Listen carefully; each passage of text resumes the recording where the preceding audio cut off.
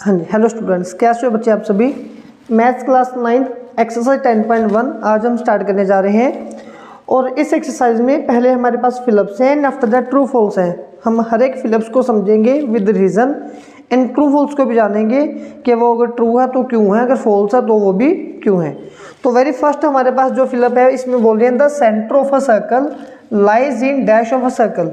देखिए इंट्रोडक्शन में मैंने आपको बताया था कि अगर हमारे पास एक सर्कल है, ठीक है, तो इस सर्कल में सेंटर क्या होता है, सेंटर होता है जहां पर हमने कंपास को रख के सर्कल को ड्रॉ किए हैं, ठीक है। तो ये है सर्कल का इंटीरियर पोर्शन, सर्कल के अंदर है ना ये सेंटर। तो ये सेंटर ऑफ अ सर्कल कहाँ पे लाइज करेगा, इंटीरियर ऑफ सर्कल में। यहाँ पे हम फिल करेंगे इंटीरियर। सेकेंड है a point whose distance from centre of a circle is, एक पॉइंट है जिसका डिस्टेंस हमने सेंटर से फाइंड करना है। सेंटर से कहाँ तक जाना है हमने, ग्रेटर देन इट्स रेडियस। अब ये सपोज कर लो कि ये एक सर्कल का रेडियस है, तो एक पॉइंट है जो सर्कल के रेडियस से बड़ा है।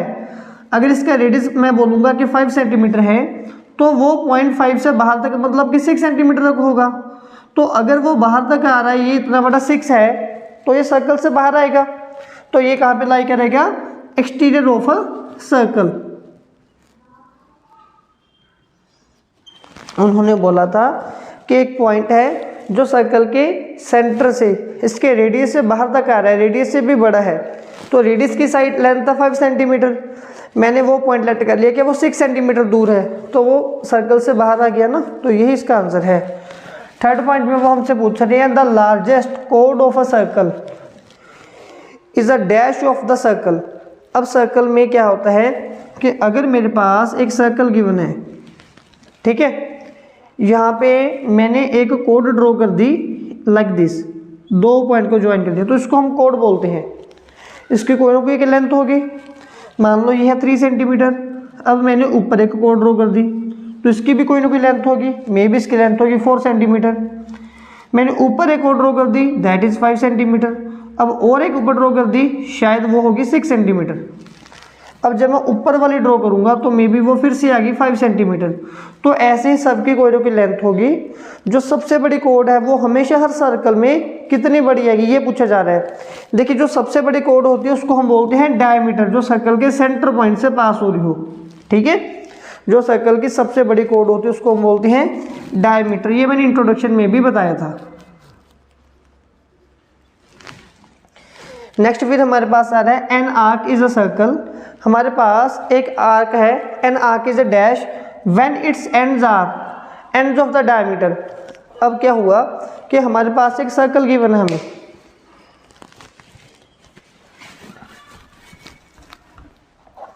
सपोज कर लो कि मेरे पास एक सर्कल गिवन है, ठीक है। आर्क समझते हो ना क्या होती है, कि दो हमने पॉइंट लगा दिए। अब वो पॉइंट हमने, हमारे पास ये एक सर्कल है, तो ये इसका रेडियस हो गया और ये इसका डायमीटर हो गया। तो उस आर्क का पहला पॉइंट यहाँ पे आ रहा है, दूसरा यहाँ पे आ रहा है, तो इसको अब रब कर दो, तो हमारे पास क्या बचेगा, सेमी सर्कल बचेगा। और आसानी से समझा रहा हूँ, सपोज करो मेरे पास एक ऐसा सर्कल है और यहाँ पे डायमीटर पॉइंट है, ये आ गया रेडियस, ये आ गया रेडियस, इसको मैंने रेज कर दिया। अब ये रेज करने के बाद भी क्या बनेगा, मेरे पास सेमी सर्कल आएगा। तो क्वेश्चन में यही था, an arc is a dash when its ends are end of diameter. जब किसी आर्क के जो दो पॉइंट है वो डायमीटर के एंड पे आ रही हो, तो वो सर्कल क्या होता है, वो सर्कल सेमी सर्कल होता है। यहाँ पे हम क्या फिल करेंगे, सेमी सर्कल। फिफ्थ है हमारे पास, segment of a circle is the region between an arc. अब सेगमेंट क्या होता है, इंट्रोडक्शन में मैंने ये भी समझाया था आपको। सपोज कर लो कि मेरे पास एक सर्कल है लाइक दिस, और ये सर्कल का रेडियस है, ये भी रेडियस है। यहां से मैं एक लाइन ड्रॉ करने जा रहा हूं, ठीक है। अब ये दोनों जो रेडियस पॉइंट है इनको ज्वाइन कर दो, जो पॉइंट ऑफ कॉन्टैक्ट है। तो अभी ये जो रेड पोर्शन के नीचे वाला एरिया है, इस पोर्शन को हम क्या बोलते हैं, इसको हम सेगमेंट बोलते हैं। ये वाले रेड पोर्शन को, इसको हम बोलते हैं सेगमेंट।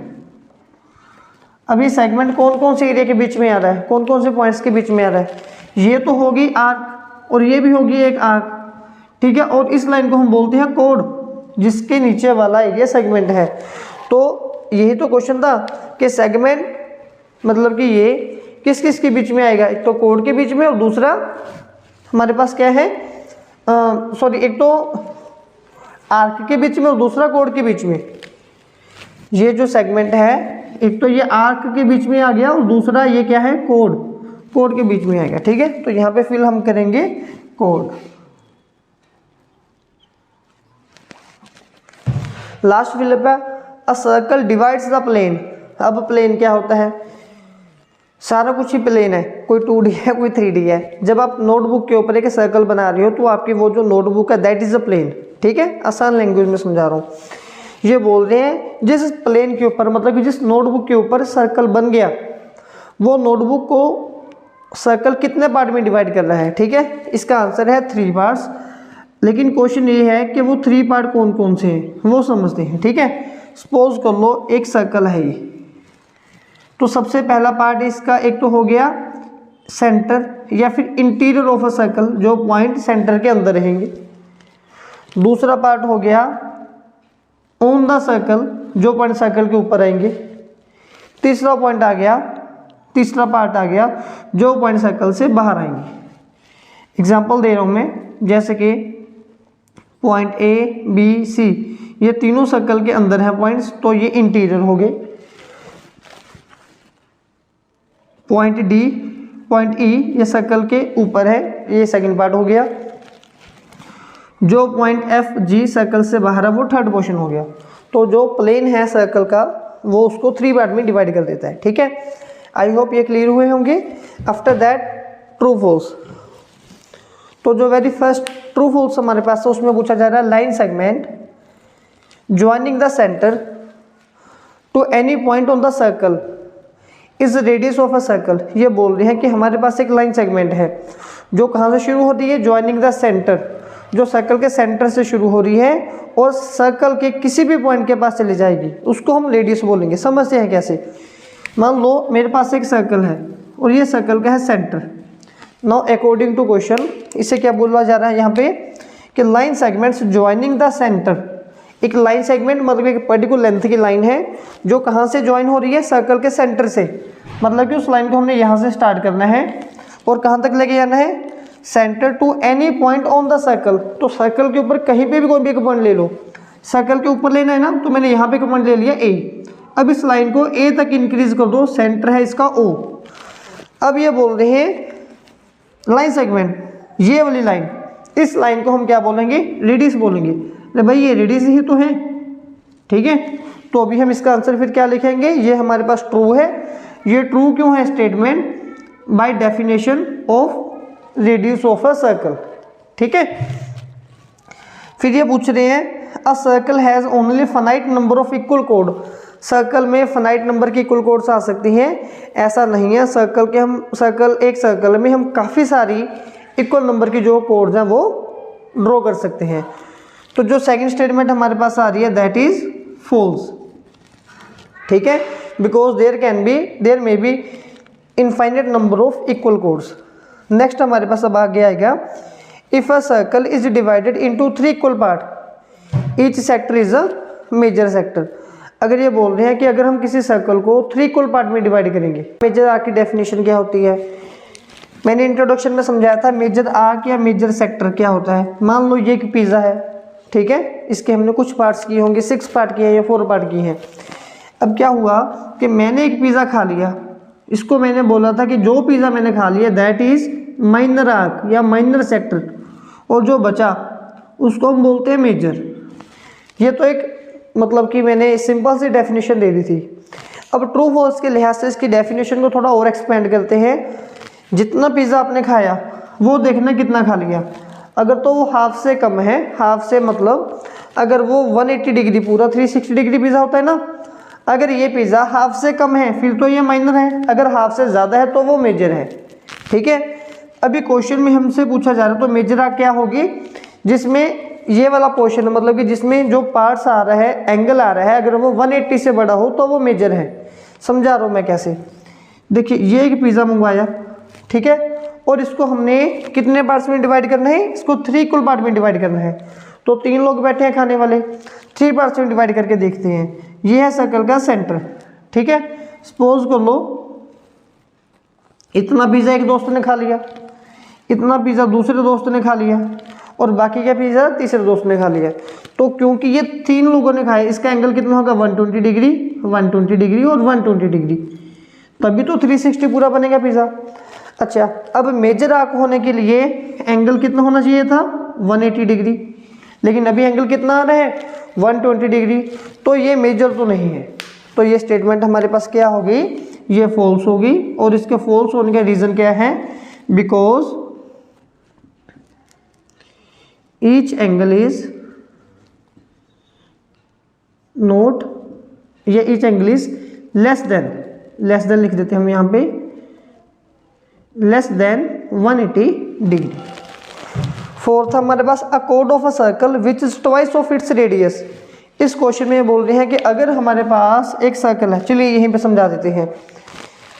कोड क्या होता है, जो सर्कल के अंदर एक लाइन है जो सर्कल के अंदर फंस जाती है, 2 पॉइंट को टच करती है। ये बोल रहे हैं कि रेडियस को डबल कर दो तो वो डायमीटर बनेगा। चेक करके देखते हैं, ये रेडियस 5 है और इसको डबल कीजिए, ये भी 5, तो ये कोड ही तो बन गया, डायमीटर बन गया नहीं। तो ये वाली जो स्टेटमेंट है ये क्या होगी, ट्रू होगी।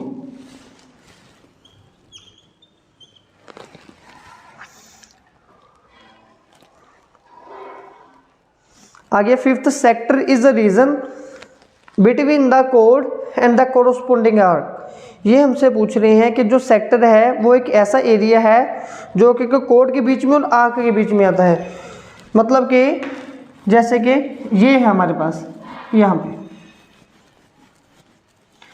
अभी ये एक आर्क है सर्कल में जो सेंटर से लगाई जा रही है, कंपास रख के एक यहाँ पे लगा दी, एक यहाँ पे लगा दी, और हमने ये का कोड ले ली। तो इसके नीचे जो एरिया है वो बोले क्या ये सेक्टर है, ये सेक्टर नहीं होता, इसको हम क्या बोलते हैं, सेगमेंट बोलते हैं। सेक्टर तो ये होता है ना जितना पिज़्ज़ा हमने खा लिया, ठीक है, पूरे का पूरा। तो ये जो स्टेटमेंट हमारी आ गई, ये भी क्या आ गई, फॉल्स आ गई। लास्ट क्वेश्चन है, a circle is a plane figure. जो सर्कल है वो प्लेन फिगर है, सर्कल को प्लेन में ही बनाया जाता है। ये जो स्टेटमेंट है, by definition of a circle it is true, ठीक है जी। ये स्टेटमेंट हमारे पास आ गई ट्रू।